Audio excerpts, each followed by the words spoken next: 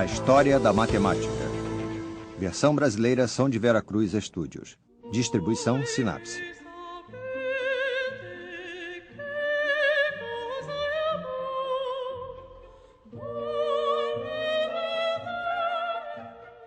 Estou andando nas montanhas da Lua. Estou na trilha do artista renascentista Piero della Francesca. Então, vim para a cidade ao norte da Itália. É aqui, Albino.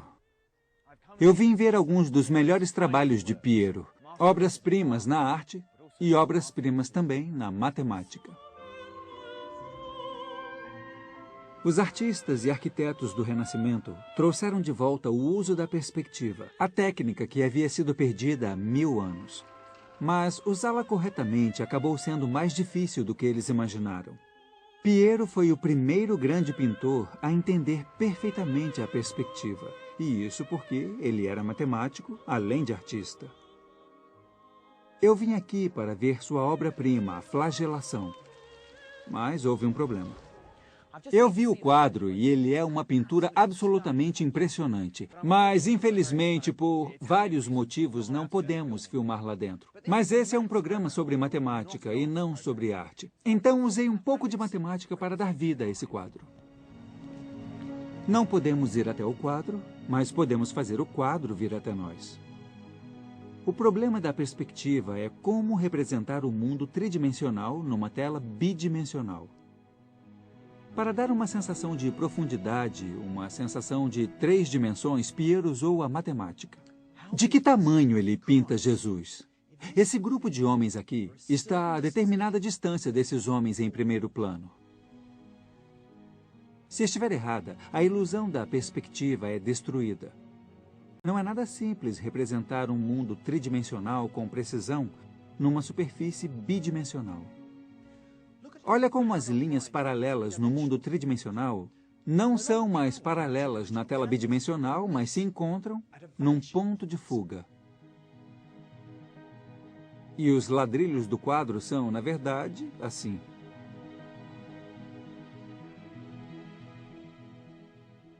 O que aparece aqui é uma nova linguagem matemática que nos permite mapear uma coisa em outra. O poder da perspectiva desencadeou um novo jeito de ver o mundo, proporcionando desta forma uma revolução matemática. O trabalho de Piero foi o início de uma nova maneira de entender a geometria, mas ainda passariam 200 anos até que outro matemático continuasse de onde ele parou. As fronteiras do espaço.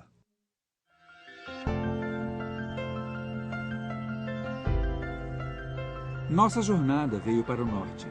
No século XVII, a Europa assumiu o comando das ideias matemáticas que o Oriente Médio tinha.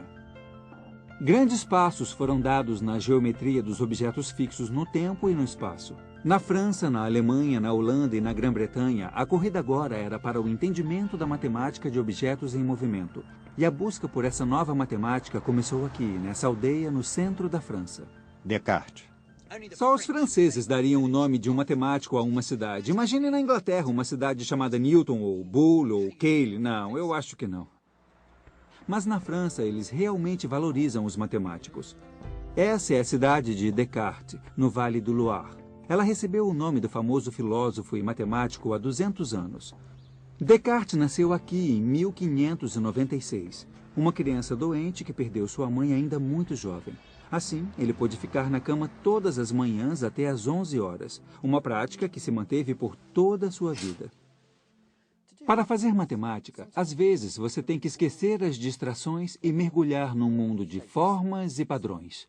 Descartes achava a cama o melhor lugar para chegar a seu estado meditativo. E eu acho que eu entendo. A casa onde Descartes fazia suas meditações agora é um museu dedicado a todas as coisas cartesianas. Venha comigo. Essas peças de exposição organizadas pela curadora Sylvie Garnier mostram como suas ideias filosóficas, científicas e matemáticas se encaixavam. Também mostram aspectos menos conhecidos da vida e da carreira de Descartes. Então, ele decidiu ser soldado, do exército protestante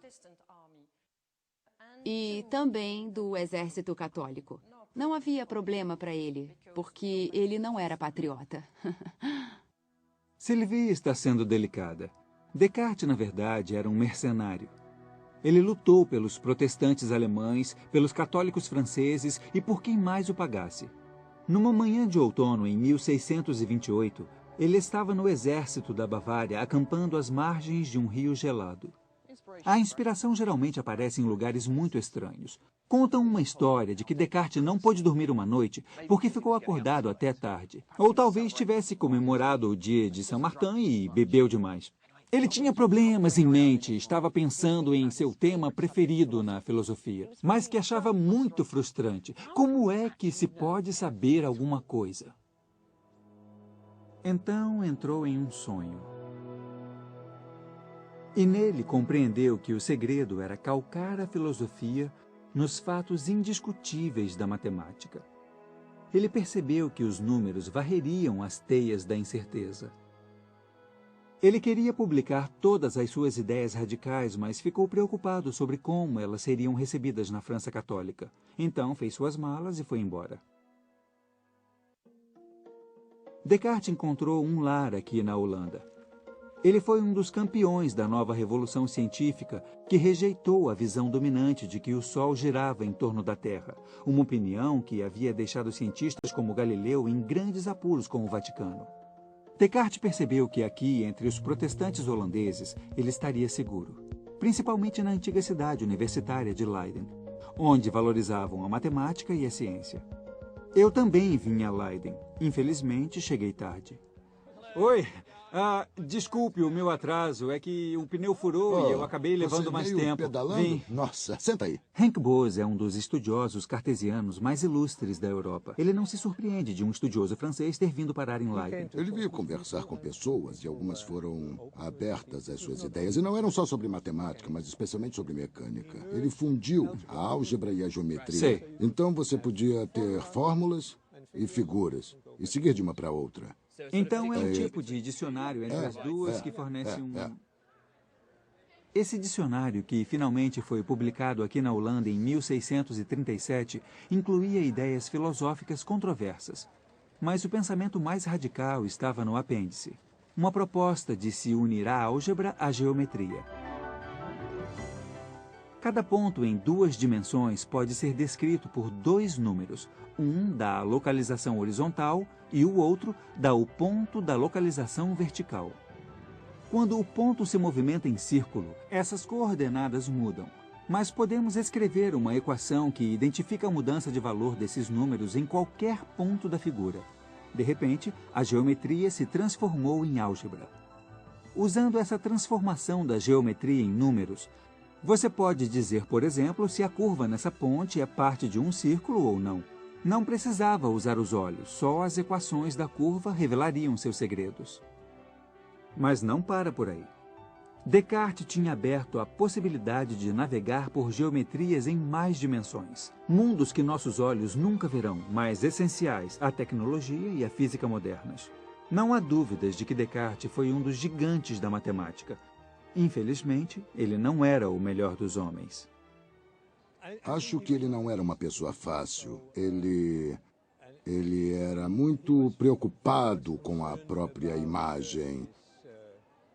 Tinha total convicção de que estava certo, mesmo quando estava errado. E sua primeira reação era considerar o outro um estúpido por não ter entendido. Descartes podia não ser a pessoa mais simpática, mas não há dúvidas de que sua percepção da conexão entre álgebra e geometria transformou a matemática para sempre. Para que sua revolução matemática ocorresse, ele precisava de outro ingrediente vital. Para descobrir isso, eu tive que dar adeus ao Henk e a Leiden e ir para a igreja.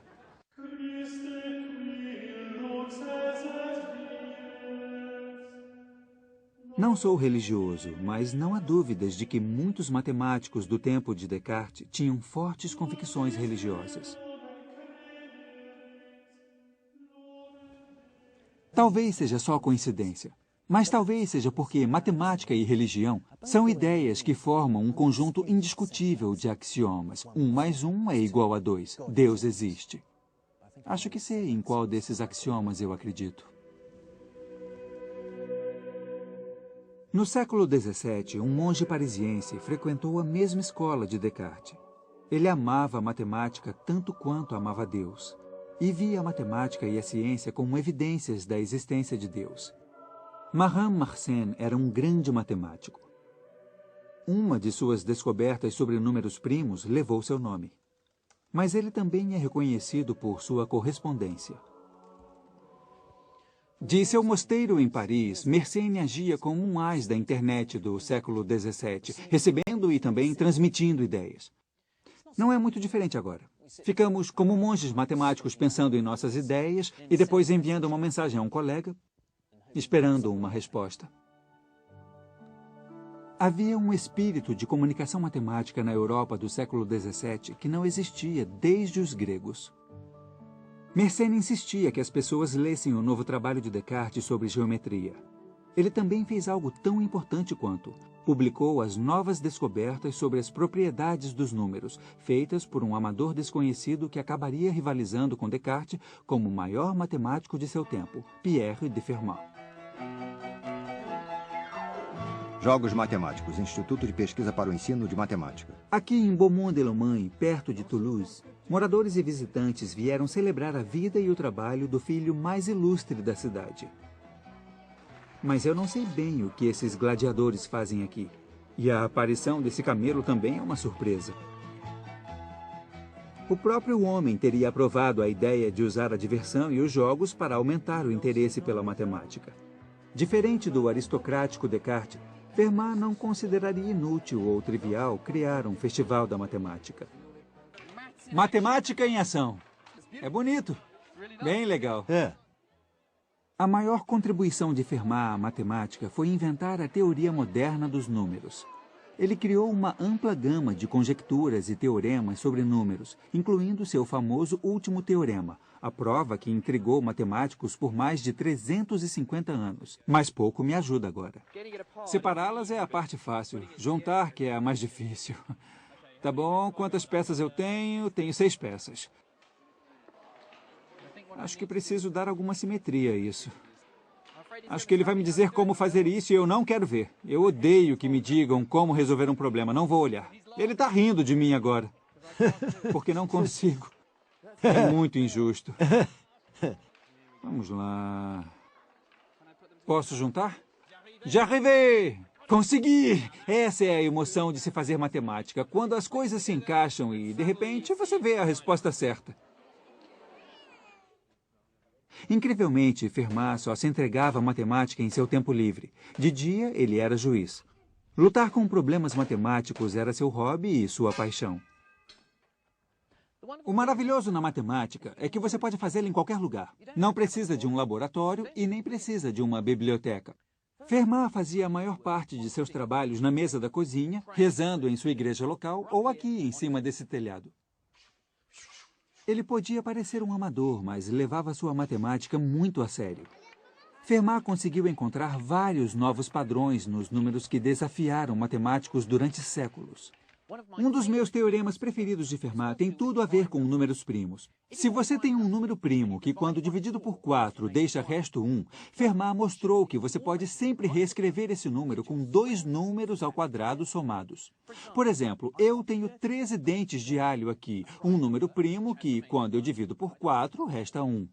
Fermat provou que você poderia reescrever esse número como 2 números ao quadrado somados. Então, 13 pode ser reescrito como 3 ao quadrado mais 2 ao quadrado, ou 4 mais 9. O incrível disso é que Fermat provou que isso funciona com qualquer número primo que deixe resto 1 na sua divisão por 4. Você pode sempre reescrever esse número como 2 números ao quadrado somados. Meu Deus! O que eu adoro nesse dia é a diversão da matemática. E Fermat certamente gostava de brincar com os números. Ele adorava procurar padrões. E o lado intrigante da matemática é que ele queria provar que esses padrões estariam ali para sempre. Mas, além de ser a base para a diversão e os jogos dos anos seguintes, a matemática de Fermat teria sérias aplicações. Um de seus teoremas, o pequeno teorema, é a base dos códigos para proteger nossos cartões de crédito na internet. A tecnologia na qual confiamos hoje vem toda de escritos do matemático no século XVII. Mas a utilidade da matemática de Fermat não é nada comparada à de nosso próximo grande matemático. E ele não vem da França, mas de sua grande rival. No século XVII, a Grã-Bretanha surgia como potência mundial. Sua expansão e ambições exigiam novos métodos de medidas e cálculos, e isso deu um grande impulso à matemática. As cidades universitárias de Oxford e Cambridge produziam matemáticos de acordo com a demanda. E o maior deles foi Isaac Newton.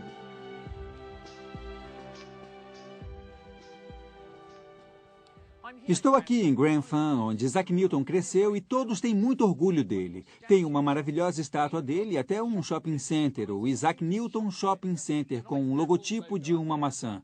Lá está uma escola que ele frequentou, ela tem uma bela placa azul, e tem um museu aqui na prefeitura. Apesar de uma das moradoras mais famosas, Margaret Thatcher, ter tido grande projeção como Isaac Newton, na verdade, venderam todas as canecas de Thatcher, e há muitas de Newton sobrando, então eu resolvi que devia apoiar o matemático comprando uma caneca de Newton.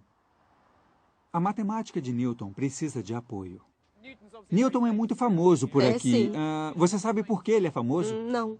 E eu não sei não.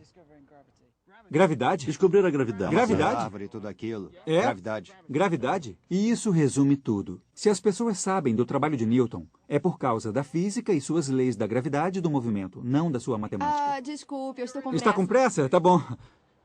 A aceleração é uma das leis de Newton.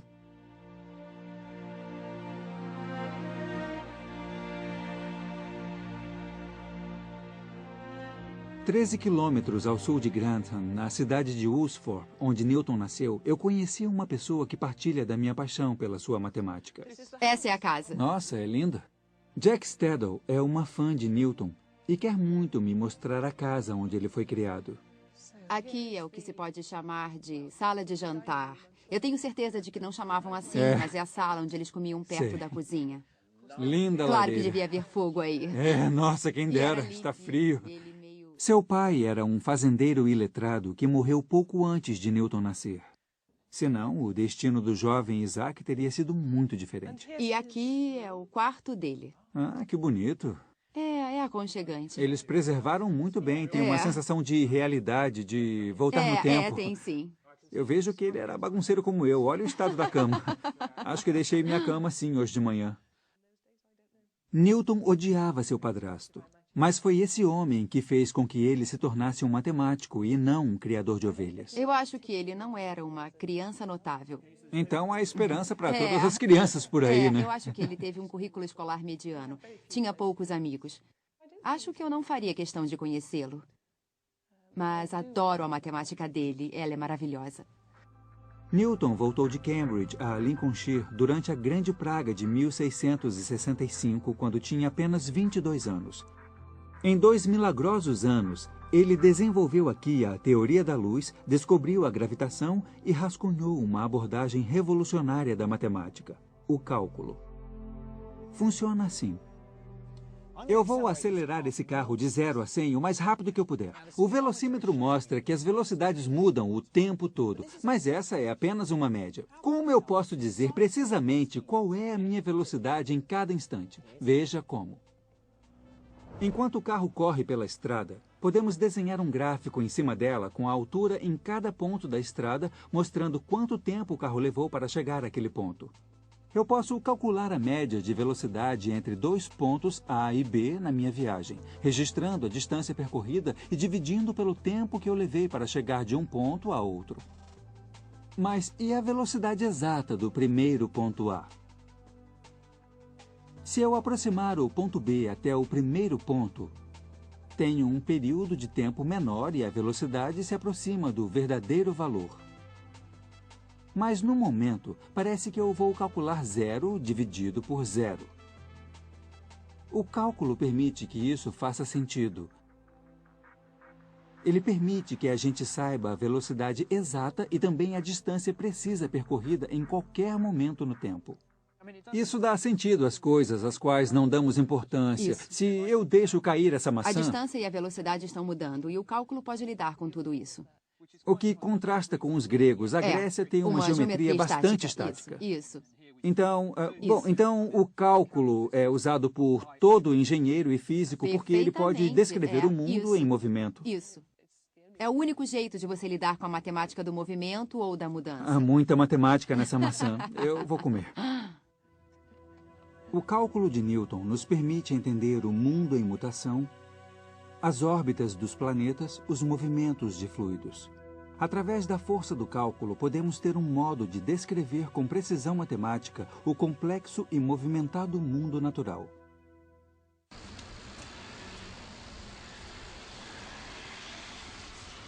Mas só 200 anos depois se perceberia todo o seu potencial. Newton decidiu não publicar, mas só circular suas ideias entre amigos. Sua reputação gradualmente se espalhou. Ele se tornou professor, membro do parlamento e depois diretor da Casa da Moeda aqui na cidade de Londres. Em suas viagens regulares da Casa da Moeda à Sociedade Real, ele preferia pensar em teologia e alquimia do que em matemática, desenvolvendo o cálculo como um de seus muitos interesses, até ouvir falar de um rival. Um rival que também era membro da Sociedade Real e que teve exatamente a mesma ideia que ele, Gottfried Leibniz. Cada palavra que Leibniz escreveu foi preservada e catalogada em sua cidade natal, Hannover, no norte da Alemanha. Seus verdadeiros manuscritos são guardados, particularmente o que mostra que Leibniz também descobriu o milagre do cálculo, logo depois de Newton. Que idade ele tinha quando escreveu? Ele tinha 29 anos nessa época. Em 2 meses, ele desenvolveu o cálculo diferencial e o cálculo Sério? integral. 2 meses? Veloz e furioso quando isso se mesmo. trata de matemática. Tem um pedacinho de papel aqui. O que é isso? É uma carta ou... É isso. Esse pequeno manuscrito e as anotações de Leibniz às vezes aconteciam de manhã na cama, deitado na cama. Ele tinha tantas ideias que levava a manhã toda e às vezes mais para anotar todas as suas ideias e colocá-las no papel. Nossa, isso é lindo, Eu acho que ele muito gostava de lindo. ficar na cama de manhã, sabe, o máximo de tempo possível. Um verdadeiro matemático passa o seu tempo pensando na cama. Agora, eu estou vendo que há uns quadros aqui. Sim, claro, aqui. Então, ele era assim? É. Apesar de não ter se tornado uma celebridade do século XVII como Newton, ele não teve uma vida ruim. Leibniz trabalhou para a família real de Hannover e viajou pela Europa representando seus interesses. E isso deu a ele muito tempo para seus passatempos intelectuais preferidos, que eram muitos mesmo na época. Ele criou um plano para reunificar a Igreja Católica Romana e Protestante, uma proposta para a França conquistar o Egito e deu contribuições para a filosofia e a lógica que ainda são muito estimadas hoje. Ele escreveu todas essas cartas, eu acho isso extraordinário. Ele deve ter se clonado, não acredito que houve somente um Leibniz. Mas Leibniz não era só um homem de palavras. Ele também foi uma das primeiras pessoas a inventar máquinas calculadoras que funcionavam no sistema binário, as verdadeiras precursoras do computador. 300 anos depois, o Departamento de Engenharia da Universidade de Leibniz, aqui em Hannover, as montou seguindo os projetos de Leibniz. Eu adoro as bolinhas, então essas virão a ser os nossos 0 e 1. Então, uma bolinha 0 e 1. 1. Agora aperta o número 127. Um binário significa que temos os primeiros 7 dígitos em 1. Sei. E agora eu dou um número 1 e somando bom. 127 mais 1 Tá. dá 128, que é 2 elevado a 8. Ah, tá bem. Vamos ter muita agitação. Pode mostrar aqui, por favor? É assim que se faz. Então, vamos somar um A. Vamos lá. Então, Dá todas vão... 128, que é igual a 2 elevado a 8. Então, 127 em binário é 1, 1, 1, 1, 1, 1, 1, que são as bolinhas aqui. Para somar 1, tudo é retirado. Então, fica 0, 0, 0, 0 e temos a potência 2 aqui. Então, esse mecanismo se livra de todas as bolinhas que você não precisa. É como um fliperama matemático. Eu adoro essa máquina.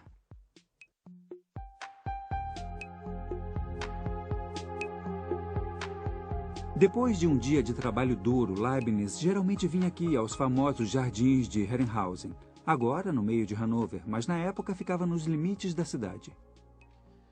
Há algo entre a matemática e as caminhadas, eu não sei. Você trabalha na mesa o dia todo, a manhã toda, em um problema e a sua cabeça fica confusa e você só quer dar uma volta e deixar seu subconsciente assumir o controle. E às vezes tem um estalo só olhando as árvores, ou sei lá. Eu tive as minhas melhores ideias enquanto caminhava pelo parque local. Então espero que haja alguma inspiração aqui no local de passeio de Leibniz. Eu não tive tempo de livrar minha mente dos desafios matemáticos, porque depois que Leibniz viveu aqui, alguém construiu um labirinto. Há uma fórmula matemática para se sair de um labirinto se você puser sua mão esquerda na parede do labirinto e continuar com ela, continuar dando voltas. Uma hora você sai, é a teoria. Vamos ver se funciona.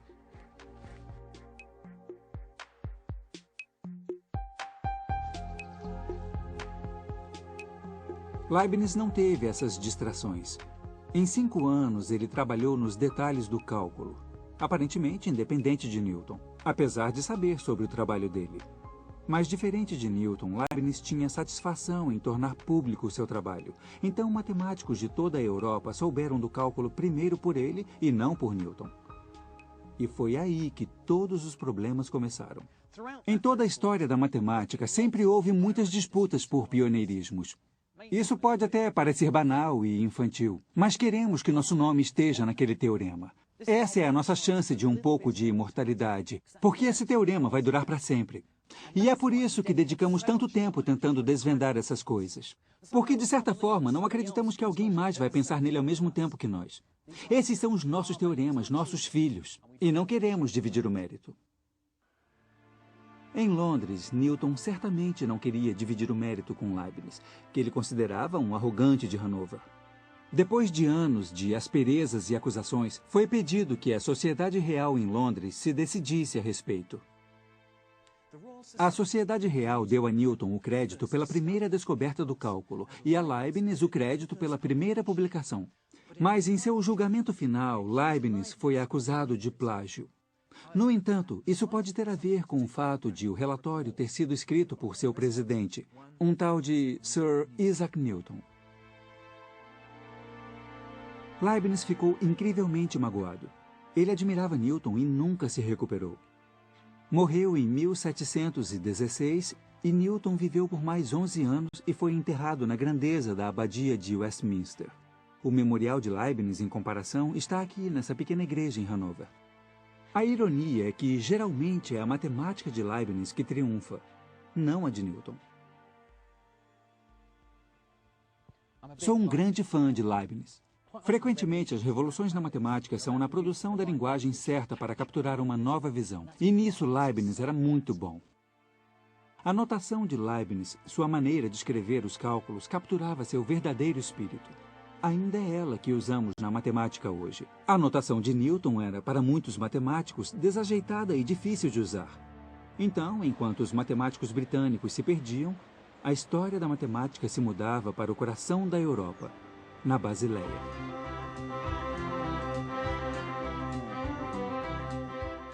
No seu auge, no século XVIII, a cidade livre da Basileia, na Suíça, foi o núcleo comercial de todo o mundo ocidental. Em torno desse turbilhão de comércio, desenvolveu-se uma tradição de aprendizado, principalmente relacionado ao comércio. E uma família resumia isso. É curioso que artistas geralmente tenham filhos artistas, músicos geralmente tenham filhos músicos, mas nós matemáticos não tendemos a ter filhos matemáticos, não sei bem o porquê. Pelo menos é minha visão, embora outros a discutam. O que ninguém discorda é que há uma grande dinastia de matemáticos, os Bernoulli. Nos séculos XVIII e XIX, eles tiveram meia dúzia de matemáticos notáveis. Alguns se estabeleceram na Inglaterra. E todos eles vieram da Basileia. Você pode ter grandes mentes como Newton e Leibniz que formam um pano de fundo fundamental, mas precisa de discípulos que peguem essa mensagem, esclareçam, percebam suas implicações e depois a espalhem. A família era originalmente de comerciantes e essa era uma de suas casas. Agora é a parte da Universidade da Basileia e foi totalmente restaurada, fora um quarto que foi mantido exatamente como a família o usava. O Dr. Fritz Nagel, o diretor do arquivo Bernoulli, prometeu me mostrar. Se conseguirmos encontrá-lo. Não, estamos no andar errado, não é Andar aqui. errado? Tá bom. Olha só, essas maçãs são gratuitas, posso pegar uma? Não, matemático errado. Uma hora a gente chegou lá. Então aqui os Bernoulli teriam feito sua matemática. Eu estava sendo educado. Não sei se devíamos ter ido até lá. A única coisa interessante era um forno antigo. Me diz uma coisa, eu estou curioso. Qual é o seu preferido dos Meu Bernoulli? Bernoulli preferido é Johann I. Ele talvez tenha sido o matemático mais inteligente. Talvez seu irmão Jacob tivesse mais ideias profundas sobre os problemas. Mas Johann encontrou soluções elegantes. Os irmãos não se gostavam muito, mas os dois adoravam Leibniz. Se correspondiam com ele, o apoiaram contra os aliados de Newton, espalhando seus cálculos pela Europa. Leibniz ficou muito feliz em encontrar dois matemáticos talentosos fora de seu círculo pessoal de amigos, Sei. que dominavam o seu cálculo e podiam distribuí-lo por toda a comunidade científica. Isso era muito importante para o Leibniz. É, e importante para a matemática também. Sem os Bernoulli, demoraria mais para o cálculo se tornar o que é hoje. Um fundamento da matemática. Pelo menos essa é a luta do Dr. Nagel. E ele é um grande fã dos Bernoulli. Hoje ele me apresentou ao professor Daniel Bernoulli, o último membro da família, cujo famoso nome faz com que receba e-mails estranhos. Outro que eu recebi foi... Professor Bernoulli, pode me ajudar com um cálculo? Exatamente, porque você encontra um Bernoulli e espera que ele saiba dos cálculos. Mas esse Daniel Bernoulli é professor de geologia. O gênio da matemática parece ter morrido. E durante o nosso jantar, fiquei pensando na matemática. É um pouco injusto com os Bernoulli descrevê-los simplesmente como discípulos de Leibniz. Uma das suas maiores contribuições à matemática foi desenvolver o cálculo para resolver um problema clássico da época. Imagine uma bola rolando por uma rampa. A tarefa é projetar uma rampa que faça a bola descer o mais rápido possível. Você pode imaginar que uma rampa reta seria a maneira mais rápida ou talvez uma curva como essa, que daria muito impulso para a bola. Na verdade, não é nenhuma delas. O cálculo mostra o que chamamos de cicloide, a curva definida por um ponto num aro de uma roda de bicicleta em movimento. Essa aplicação do cálculo pelos Bernoulli, que ficou conhecida como cálculo de variações, se tornou um dos aspectos mais poderosos da matemática de Leibniz e Newton. Investidores usam para maximizar lucros. Engenheiros exploram para minimizar o uso de energia. Arquitetos aplicam para otimizar construções. Ele se tornou um dos pontos fundamentais do nosso mundo tecnológico moderno. Enquanto isso, as coisas ficavam mais interessantes no restaurante. Esta é a minha segunda surpresa. Eu quero apresentar o Sr. Leonhard Euler, Daniel Bernoulli. Leonhard Euler é um dos nomes mais conhecidos na matemática.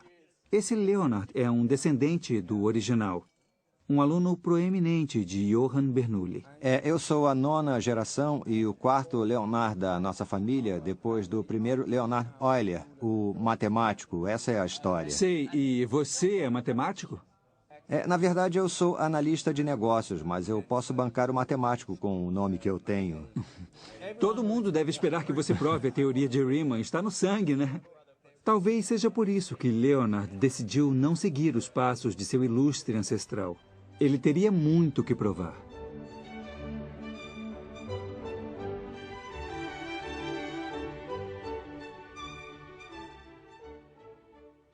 Eu vou atravessar o Reno de barco e devo dizer que me sinto um pouco mal hoje. O jantar de ontem à noite com o Sr. Euler e o professor Bernoulli foi seguido por brindes a todos os teoremas que os Bernoulli e os Euler já provaram. E olha que eles já provaram muitos. Nunca mais. Eu também recebi olhares de desaprovação das minhas companheiras de viagem. Por sorte, a viagem era curta. Não como a que Euler fez em 1728 para começar uma nova vida. Euler pode ter sido um prodígio como Johann Bernoulli, mas não havia espaço para ele na cidade. Se seu nome não fosse Bernoulli, havia pouca chance de conseguir emprego com matemática aqui na Basileia. Mas Daniel, o filho de Johann Bernoulli, era muito amigo de Euler e conseguiu um trabalho para ele em sua universidade. Mas levavam-se 7 semanas para chegar lá, porque a universidade de Daniel era na Rússia.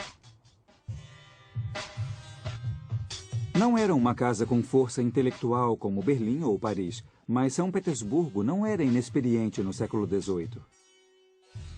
Pedro o Grande havia criado uma cidade muito no estilo europeu e toda cidade moderna na época tinha uma academia científica.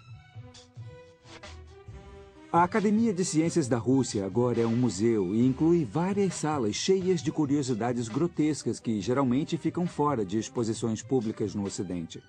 Mas nos anos de 1730, esse prédio era um centro de pesquisas. Foi aqui que Euler descobriu seu lar intelectual.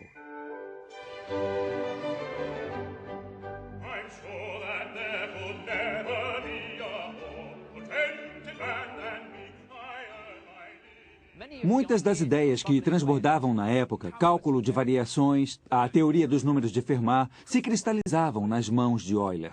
Mas ele também criou uma matemática incrivelmente moderna, terminologia e notação. Muitas das notações que uso hoje na matemática foram criadas por Euler, como o E e o I. Euler também popularizou o uso do símbolo π. Ele até combinou esses números em uma das fórmulas mais bonitas da matemática. E elevado a I vezes π é igual a -1. Uma incrível proeza da alquimia matemática. Sua vida, na verdade, é cheia de magia matemática. Euler aplicou suas habilidades em uma imensa variação de tópicos, desde os números primos, a ótica e a astronomia. Ele criou um novo sistema de pesos e medidas, escreveu um livro sobre mecânica e até encontrou tempo para desenvolver uma nova teoria musical. Eu penso nele como Mozart da matemática, e essa visão é partilhada pelo matemático Nikolai Vavilov, que me encontrou na casa que foi dada a Euler por Catarina a Grande. Euler viveu aqui de 66 a 83, e do ano em que veio para São Petersburgo até o ano em que ele morreu, ele foi membro da Academia de Ciências da Rússia, e o seu maior matemático. É exatamente o que diz aí. E o que é agora? Agora é uma escola. Uma escola? É. Podemos entrar e ver? Está bem. Não sei bem se Nikolai aprovaria, mas quem não arrisca... Não é melhor a gente falar com a diretora e ver se podemos... Tem um guarda. A diretora não se importou. Acho que ela está acostumada a pessoas indo até lá para falar sobre Euler. Ela até tinha 2 alunas hábeis suspeitamente à disposição. Essas 2 jovens estão preparadas para falar sobre o cientista e sobre o prédio. Elas sabiam do que falavam. Elas fizeram todo um projeto sobre Euler. Sua vida longa, o casamento feliz, os 13 filhos e suas tragédias com apenas 5 filhos sobrevivendo à infância. Sua primeira mulher, que ele amava e morreu jovem, a perda de boa parte da visão. E mesmo com a perda da visão, ele ainda continuava as pesquisas matemáticas. Então, nos últimos anos da sua vida, ele ainda continuava a trabalhar. Na verdade, ele ainda continuava com as suas pesquisas matemáticas. Eu li uma frase dele que diz que, com sua cegueira, ele não tinha outra distração e finalmente podia continuar com a sua matemática. Foi muito positivo. Foi uma visita inesperada e encantadora. Apesar de eu não resistir e voltar para corrigir uma das equações no quadro quando todo mundo tinha saído. Para demonstrar um dos meus teoremas preferidos de Euler, preciso de uma bebida. Ela se refere ao cálculo de somas infinitas, a descoberta que lançou Euler ao topo da popularidade quando foi anunciada em 1735. Pegue um copo cheio de vodka e passe a esse copo longo. Depois, pegue um copo com 1/4 ou meio ao quadrado e ponha no primeiro copo. A seguir, pegue o copo que está 1/9 cheio ou 1/3 ao quadrado e adicione. Agora, se eu continuar adicionando infinitamente vários copos, onde cada um é uma fração ao quadrado, quanto terá nesse copo grande aqui. Foi chamado de problema da Basileia depois que os Bernoulli tentaram e não conseguiram resolvê-lo. Daniel Bernoulli sabia que não conseguiria uma quantidade infinita de vodka. Ele estimava que o total chegaria perto de 1 3/5. Mas aí veio Euler. Daniel estava perto, mas matemática é precisão. Euler calculou que o total de vodka seria exatamente π² dividido por 6. Foi uma total surpresa. O que a soma de frações ao quadrado tem a ver com esse número especial, o π? Mas a análise de Euler mostrou que eles eram dois lados da mesma equação. 1 mais 1/4 mais 1/9 mais 1/16 e assim por diante infinitamente. É igual a π² sobre 6. Isso ainda é muita vodka. Mas vamos lá.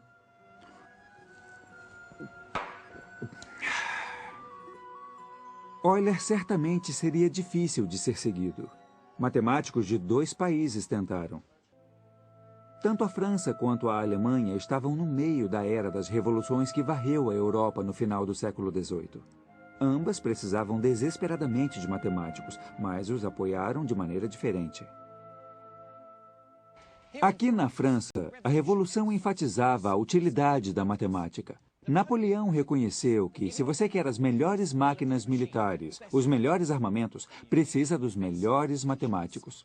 As reformas de Napoleão deram um grande impulso à matemática, mas essa era uma matemática que ia servir à sociedade. Aqui na Alemanha, o grande educador Wilhelm von Humboldt também estava comprometido com a matemática, mas uma matemática que fosse desligada das demandas do Estado e do militarismo. As reformas educacionais de Humboldt valorizavam matemática pela matemática. Na França, há matemáticos maravilhosos como Joseph Fourier, de cujo trabalho sobre as ondas sonoras ainda usamos hoje. A tecnologia do MP3 é baseada na análise de Fourier. Mas na Alemanha, pelo menos na minha opinião, há o maior matemático de todos. A pacata cidade universitária de Göttingen pode parecer meio atrasada. Mas essa cidadezinha foi lar de alguns gigantes da matemática, incluindo o homem que é frequentemente descrito como o príncipe dos matemáticos, Carl Friedrich Gauss.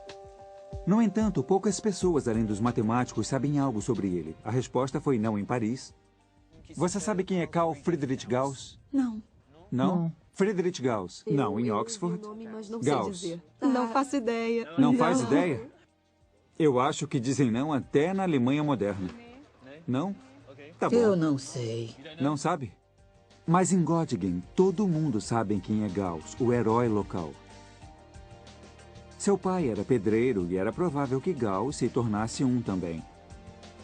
Mas seu talento singular foi reconhecido por sua mãe e ela o ajudou a ter a melhor educação possível. De vez em quando se ouvia falar de um novo prodígio que tinha passado ao nível avançado aos 10 anos, ido para a universidade aos 12, mas ninguém se compara a Gauss. Já aos 12 anos, ele criticava a geometria de Euclides. Aos 15 anos, ele descobriu um novo padrão nos números primos que frustrou os matemáticos durante 2000 anos. E aos 19 anos, descobriu a configuração de uma forma de 17 lados que ninguém conhecia antes de seu tempo. Seus sucessos precoces encorajaram Gauss a fazer um diário. Você ainda pode ler aqui na Universidade de Göttingen, se entender latim. Felizmente, eu tive ajuda. O primeiro texto é de 1796. É possível levantar? É, mas cuidado com isso. É uma das coisas mais valiosas que essa biblioteca possui. É, eu acredito nisso. Ele escreve lindamente.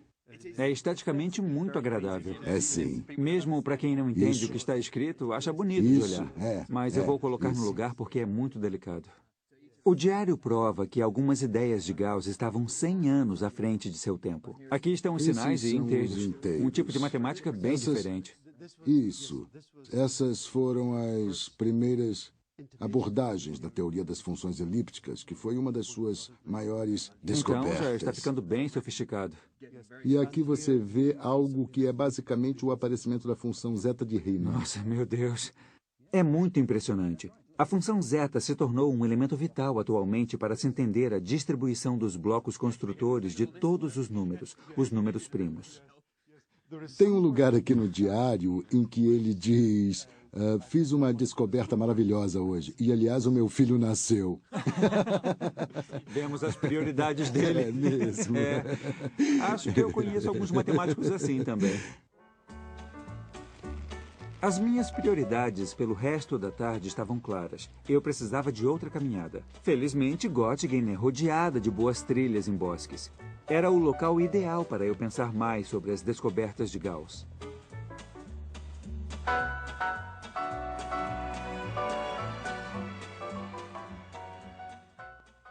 A matemática de Gauss tocou em várias partes do mundo da matemática, mas eu vou escolher uma delas, uma divertida, os números complexos. Nos séculos XVI e XVII, os matemáticos europeus imaginaram a raiz quadrada de -1 e deram um símbolo de I a ela. Eles não gostaram muito, mas isso resolveu as equações que não podiam ser resolvidas de outra forma. Os números complexos nos ajudaram a entender as ondas de rádio e a construir pontes e aviões. Eles também são a chave para a física quântica, a ciência do mundo subatômico, e nos deram um mapa para vermos como as coisas realmente são. Mas no início do século XIX, eles não tinham mapa nem imagens de como os números complexos se conectavam com os números reais. Onde está o número novo? Não há espaço na reta numérica para a raiz quadrada de -1. Eu tenho os números positivos aqui e os negativos aqui. O grande passo é criar uma nova direção dos números perpendicular à reta numérica, e é aí que a raiz quadrada de -1 está. Gauss não foi o primeiro a criar essa figura bidimensional de números, mas foi a primeira pessoa a explicá-la claramente. Ele criou uma imagem para que as pessoas entendessem como os números complexos funcionam, e assim que desenvolveram essa figura, seu imenso potencial pôde ser desencadeado. Essa matemática levou à segurança financeira de Gauss. Ele poderia ter ido a qualquer lugar, mas estava feliz em passar o resto de sua vida na sonolenta Göttingen. Infelizmente, com o crescimento de sua fama, seu caráter se deteriorou. Um homem conservador e tímido, ele se tornou cada vez mais desconfiado e rabugento. Muitos jovens matemáticos por toda a Europa viam Gauss como um deus e enviavam a ele seus teoremas, suas conjecturas, até algumas provas. Mas ele nem sempre respondia, e quando respondia, era geralmente para dizer que eles estavam errados ou que havia provado aquilo. Sua recusa ou falta de interesse no trabalho de mortais menos geniais às vezes desencorajava matemáticos muito talentosos a continuar com suas ideias. Mais uma vez, nem Gauss seguiu seus próprios impulsos em uma situação muito importante que poderia ter transformado a matemática de seu tempo. 15 quilômetros depois de Göttingen fica o que é hoje conhecido como a Torre Gauss. Nossa, deslumbrante. É mesmo uma vista fantástica. É. Gauss realizou vários projetos para o governo de Hanover, incluindo a primeira planta de todas as propriedades da cidade. Essa escolha de Gauss em fazer as plantas parece a última coisa que um matemático faria. Ele quis fazer. O principal nisso era descobrir a forma da Terra. Mas ele também começou a especular sobre algo ainda mais revolucionário, a forma do espaço. Então, ele acha que pode não haver nada plano no universo? Isso, exatamente. E se estivéssemos vivendo num universo curvo, não haveria nada plano. Isso levou Gauss a questionar um princípio da matemática, a geometria de Euclides. Ele percebeu que essa geometria dependia da ideia de um espaço plano. Isso não se aplicava a um universo curvo. Mas no início do século XIX, a geometria de Euclides era vista como coisa de Deus, e Gauss não queria nenhum problema. Então, nunca publicou nada. No entanto, outro matemático não teve esse medo. Na matemática, geralmente é útil ser parte de uma comunidade em que você pode conversar e trocar ideias com outros. Mas dentro dessa comunidade matemática, às vezes pode ser difícil ter uma ideia que desafia completamente o status quo. Então, a mudança geralmente vem de outra parte.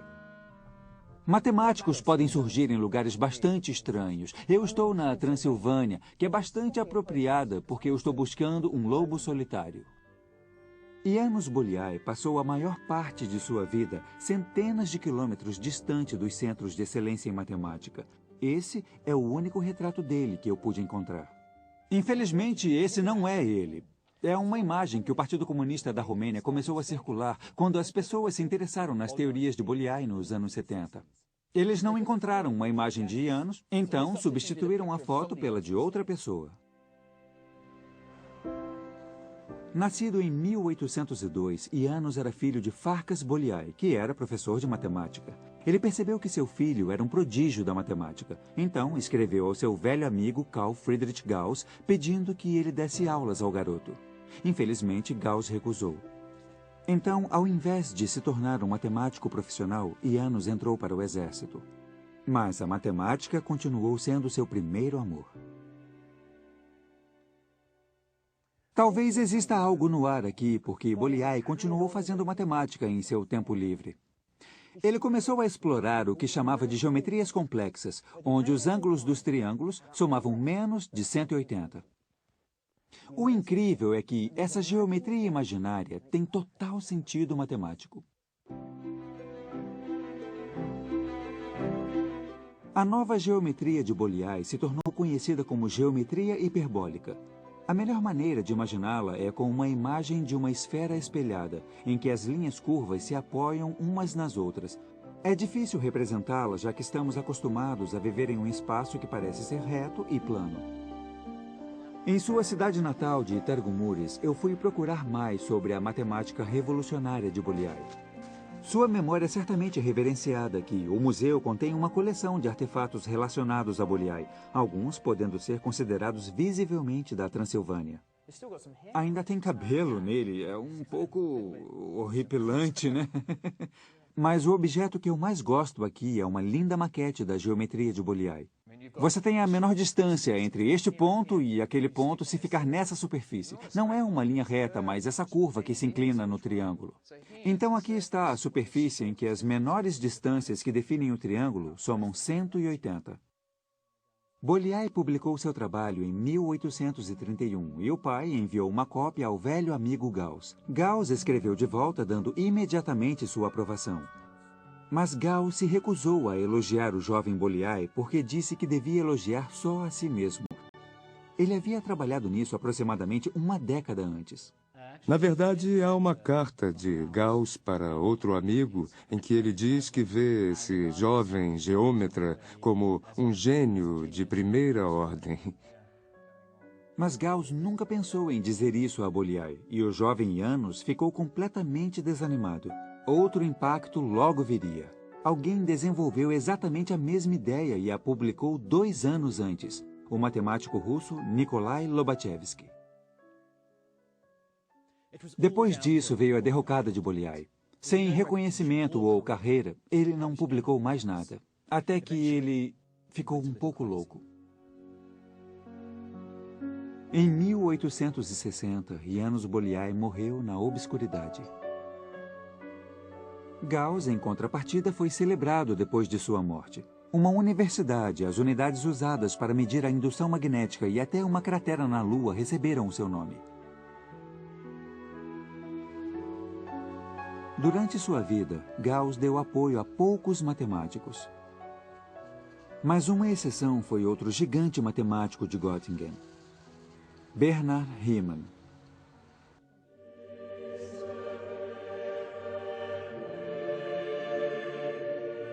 Seu pai era pastor e foi cristão toda a sua vida. Mas Riemann foi um menino tímido que sofria de tuberculose. Sua família era grande e pobre e a única coisa que o jovem tinha a seu favor era uma excelência na matemática. Essa foi sua salvação. Muitos matemáticos como Riemann tiveram infâncias difíceis, sem convívio social e suas vidas pareciam estar desmoronando. Foi a matemática que deu a eles um sentido de segurança. Riemann passou muito tempo de sua vida na cidade de Lindenburg, no norte da Alemanha. Essa era sua escola local, construída como resultado das reformas educacionais de Humboldt no início do século XIX. Riemann foi um de seus primeiros alunos. O diretor encontrou uma forma de fazer o garoto tímido desabrochar. Ele teve a liberdade de usar a biblioteca. Um novo mundo se abriu para ele. E um dos livros que encontrou lá foi um do matemático francês Legendre sobre a teoria dos números. Seu professor perguntou como ele estava se saindo. Ele respondeu: "Eu entendi todas as 859 páginas desse livro maravilhoso." Foi uma estratégia que obviamente deu certo para Riemann, porque ele se tornou um brilhante matemático. E uma das suas mais famosas contribuições à matemática foi uma aula em 1852 sobre os fundamentos da geometria. Na aula, Riemann primeiro descreveu o que a geometria realmente era e sua relação com o mundo. Depois ele esboçou o que a geometria poderia ser, como a matemática tinha vários tipos de espaço e que só um deles era o espaço plano de Euclides no qual parecíamos viver. E ele só tinha 26 anos. E isso foi bem recebido? As pessoas reconheceram a revolução? Não havia como as pessoas tornarem essas ideias concretas. Sei. Isso só ocorreu 50 anos depois, 60 anos depois, com Einstein. Com Einstein. Bom, então esse é o verdadeiro início da revolução que termina com Einstein, a Exatamente, relatividade. Isso. A matemática de Riemann mudou como vemos o mundo. De repente, uma geometria de mais dimensões surgiu. O potencial estava lá desde Descartes, mas foi a imaginação de Riemann que fez ele acontecer. Ele começou sem impor nenhuma restrição às dimensões. Essa era uma coisa bastante nova em sua maneira entendi. de pensar tudo. E alguém como Bolyai estava pensando em novas geometrias, mas novas geometrias bidimensionais. Novas geometrias bidimensionais. Sim. Mas Riemann depois se livrou de todas as limitações das 2 ou 3 dimensões e começou a pensar em mais dimensões. E isso Sei. foi algo inovador. Aham. O espaço multidimensional está no centro de boa parte da matemática feita hoje. Na geometria, na teoria dos números e em vários outros ramos da matemática, as ideias de Riemann ainda surpreendem e maravilham. Ele morreu em 1866, com apenas 39 anos. Hoje, os resultados da matemática de Riemann estão por toda parte. O hiperespaço não é mais ficção científica, mas fato científico. Em Paris, até tentaram visualizar como ficam as formas em mais dimensões. Como o artista renascentista Piero teria feito um quadrado dentro de um quadrado para representar um cubo na tela bidimensional, o arquiteto aqui de La Défense construiu um cubo dentro de um cubo para representar uma sombra de um hipercubo de 4 dimensões. É com o trabalho de Riemann que temos finalmente a abertura matemática para explorarmos esses mundos na mente. Levou um tempo para que essa abertura servisse, mas sem essa era de ouro da matemática, de Descartes a Riemann, não haveria cálculo, nem física quântica, nem relatividade, nada da tecnologia que usamos hoje. Mas o mais importante, sua matemática destruiu obstáculos e nos permitiu ver o mundo como ele realmente é. Um mundo bem mais estranho do que imaginamos.